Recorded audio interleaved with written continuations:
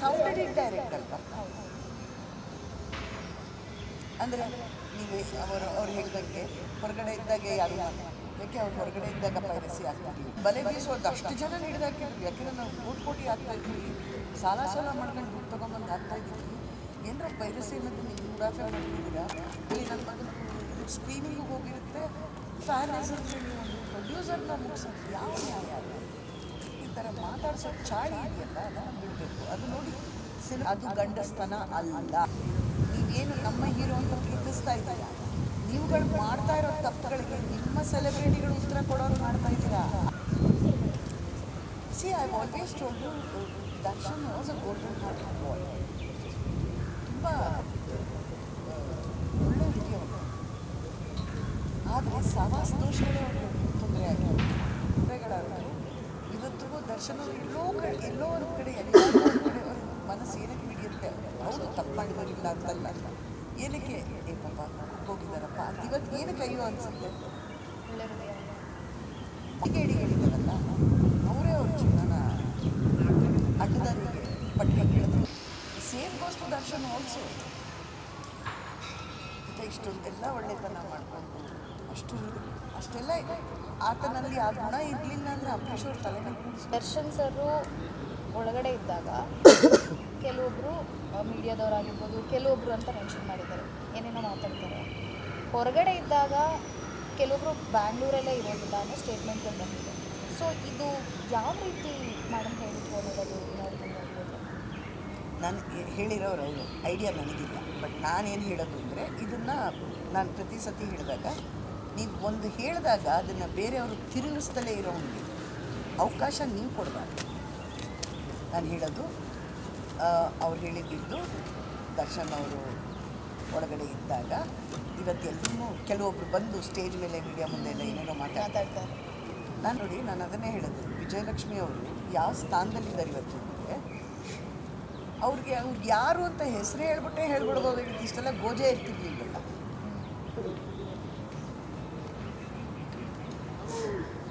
Problem solve. ಇಂಥವ್ರು ಬಂದು ಹಿಂಗೆ ಮಾತಾಡ್ತಾ ಇದ್ದಾರೆ ನಮ್ಮ ಯಜಮಾನ್ರ ಬಗ್ಗೆ. ಅವ್ರು ಒಳಗಡೆ ಇದ್ದಾಗ ಮಾತಾಡ್ತಿದ್ದೀರಲ್ಲ, ಯಾಕೆ ಹೊರಗಡೆ ಇದ್ದಾಗ ಮಾತಾಡಲಿಲ್ಲ ಅಂತ ಕೇಳ್ಬೋದು ಅವರು. ಅದು ಬಿಟ್ಬಿಟ್ಟು ಯಾವುದೋ wrong time wrong word use ಮಾಡಿದಾಗಲೇನೇ ಮೂರನೇ ಅವರು ಅದನ್ನು ಎತ್ಕೊಂಡು ಮಿಸ್ಇಂಟರ್ಪ್ರಿಟೇಟ್ ಮಾಡಿ ಹೇಗೆ ಬೇಕೋ ಹಾಕಿ ತಿರ್ಚ್ಕೊಳ್ಳೋದು. ಅವಕಾಶ ಕೊಟ್ರಿ ನೀವು ಅವ್ರಿಗೆ, ಕಿಡಿಗೇಡಿಗಳಿಗೆ ನೀವೊಂದು ಅವಕಾಶ ಕೊಟ್ರಿ ಮಾತಾಡೋಕ್ಕೆ. ಅದೇ ಇಷ್ಟಕ್ಕೆಲ್ಲ ಕಾರಣ ಆಗಿತ್ತಲ್ವ. ಬ್ಯಾಡ್ ಕಾಮೆಂಟ್ಸ್ ಮಾಡೋದಕ್ಕೆ ಅಲ್ಲ, ಟ್ರಿಗರ್ ಆಫ್ ಈಗ ಇವಾಗ ಸುದೀಪ್ ಅವರು ಪೈರಸಿ ಬಗ್ಗೆ ಹೇಳಿದ್ರು. ಅವ್ರು ಪೈರಸಿ ಅಂತ ಏನಕ್ಕೆ ಹೇಳಲಿಲ್ಲ ಅಂದರೆ, ಎಲ್ಲಿ ದಾಳಿ ಮಾಡ್ತಾ ಇದ್ದೀವಿ ಅನ್ನೋದು ಗೊತ್ತಾಯ್ತು ಅಂದರೆ ಅವರೆಲ್ಲ ಎಚ್ಚೆತ್ಕೋತಾರೆ ಅಂತ. ಅದೇ ಟೈಮಿಂಗ್ಗೆ ಇವ್ರು ಹಿಂಗೆ ಮಾತಾಡಿದಾಗ ಅದು ಹೆಂಗಾಗುತ್ತೆ ಅಂದರೆ, ನೀವು ಅವ್ರಿಗೆ ಟಾಕ್ ಕೊಟ್ಟಾಗುತ್ತೆ, ಅವ್ರಿಗೆ ಉತ್ತರ ಕೊಟ್ಟಾಗುತ್ತೆ. ಬಟ್ ಅವ್ರ ಹೃದಯಗಳನ್ನ ಹೆಗಲಿ ಹಾಕ್ಬಿಟ್ಟು ನೋಡ್ಬೇಕು. ಒಂದು criticism okay, but why the slangs and all. But that is not spoken by Sudeep ಅವರೇ ಆಗಲಿ ಅಥವಾ ವಿಜಯಲಕ್ಷ್ಮಿನೇ ಆಗಿ ಮಾತಾಡಿಲ್ವಲ್ಲ ಸ್ಲ್ಯಾಂಗು. ಹೌದು, ಬಟ್ ನಾನು ಹೇಳ್ತಾ ಇರೋದು, ಯಾವನೋ ಮೂರನೇ ಅವ್ನು ಮಾತಾಡೋದಕ್ಕೆ ನೀವು ಸೆಲೆಬ್ರಿಟಿನ ಯಾಕೆ ಆನ್ಸರಬಲ್ ಮಾಡ್ತಾ ಇದ್ದೀರಾ ಅಂತ ನಾನು ನಿಮ್ಮನ್ನು ಕೇಳ್ತಾ ಇರೋದು.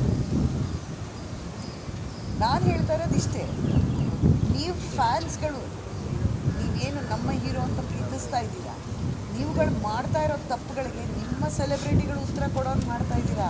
ಅದನ್ನು ಅರ್ಥ ಮಾಡ್ಕೊಳ್ಳಿ.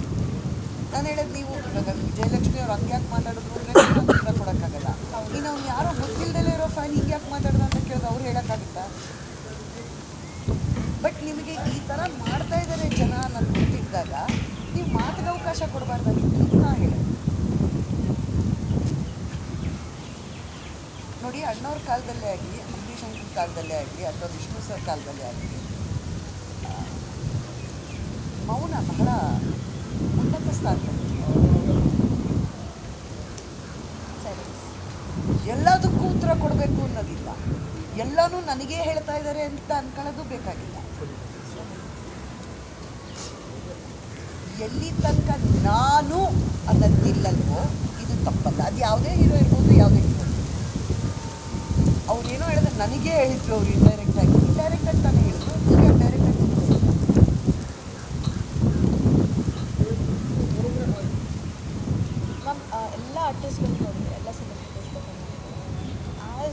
ಪರ್ಸನಲಿ ನೀವು ನೋಡಿರ್ತಾರೆ, ನೀವು ನೋಡಿರ್ತಾರೆ ದರ್ಶನ್ ಸರ್ ಬಗ್ಗೆ ನೀವು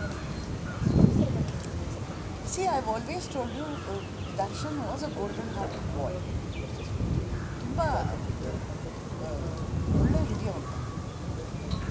ಆದರೆ ಸವಾಸ ದೋಷಗಳೇ ಅವರಿಗೆ ತೊಂದರೆ ಆಗಿದೆ. ಹೋಗ್ತಾ ಹೋಗ್ತಾ ಹೋಗ್ತಾ ಹೋಗ್ತಾ see this show me of friends and ನಿಮ್ಮ ಟ್ರೂ ಫ್ರೆಂಡ್ಸ್ ಇದ್ದಾರಲ್ಲ ಅವ್ರು ಇವತ್ತಿಗೂ ಹಾಗೆ ಇದ್ದಾರೆ. ಹಾಗಾಗಿ ನೀವು ದರ್ಶನ ಆಗಿರೋದು ದಯವಿಟ್ಟು ಅರ್ಥ ಮಾಡ್ಕೊಳ್ಳಿ.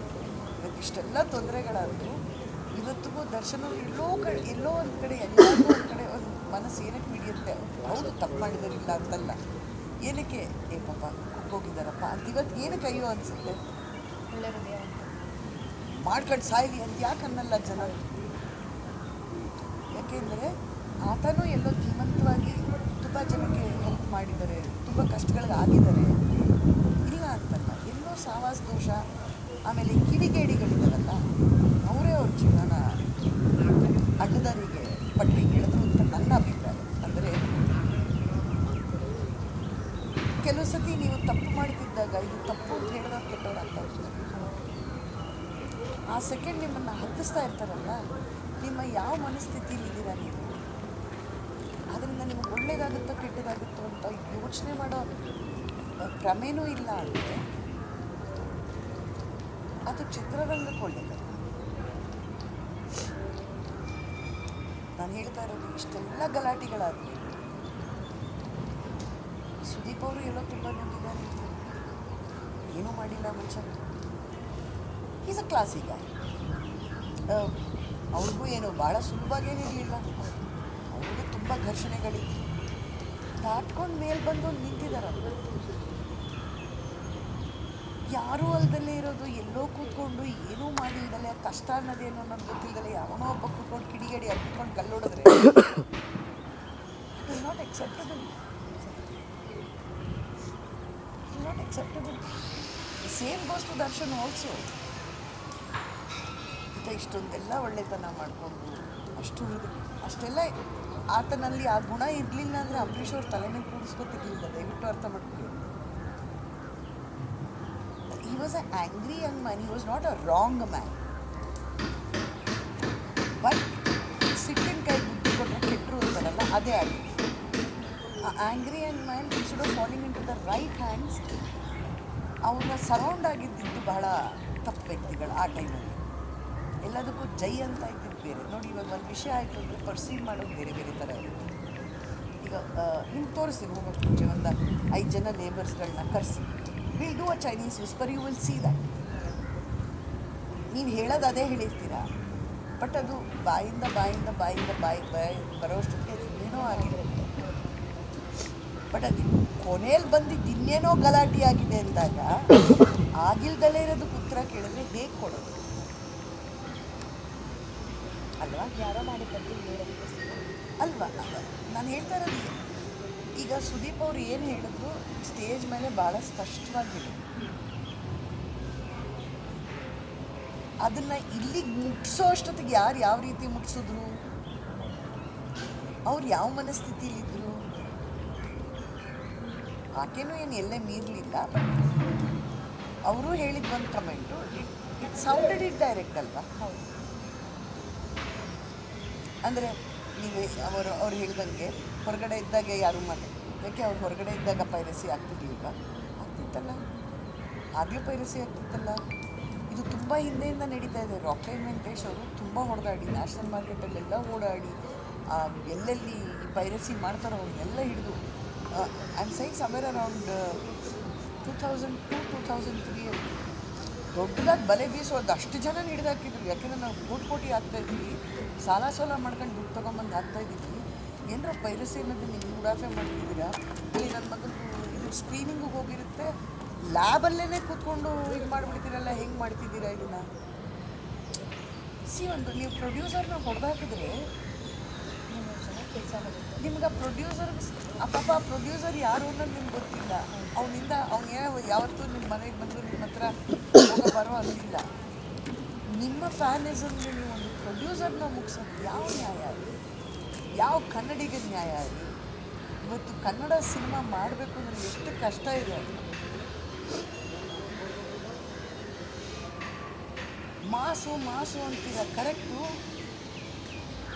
ಕ್ಲಾಸಾಗಿ ಬೆಳೆದಿರೋ ನಿಮ್ಮ ಹೀರೋ ಮಾಸ್ ತನಕ ಬಿಡ್ತಾನೆ ಅನ್ನೋದೊಂದು ಹೆಮ್ಮೆನೇ ಹೊರತು ಆ ಹೀರೋನ ಎಳೆದು ದಬ್ಬಾಕೊಂಡು ಮಾಸನ್ನು ಮಾಡಾಕಿದ್ರೆ ದಟ್ ಇಸ್ ನಾಟ್ ಗುಡ್. ಅವರು ಒಂದು ಮನುಷ್ಯರು. ಆ್ಯಂಡ್ ಹೆಣ್ಮಕ್ಳನ್ನ ಈ ಥರ ಮಾತಾಡ್ಸೋ ಚಾಳಿ ಇದೆಯಲ್ಲ, ಅದನ್ನು ಬಿಡಬೇಕು. ಅದು ನೋಡಿ ಸಿನಿಮಾದವ್ರ ಮೇಲೆ ಭಾಳ ಸುಲಭವಾಗಿ ಹೇಳ್ತಾರೆ. ಆರ್ಟಿಸ್ಟು ಅಲ್ಲ, ಯಾಕೆ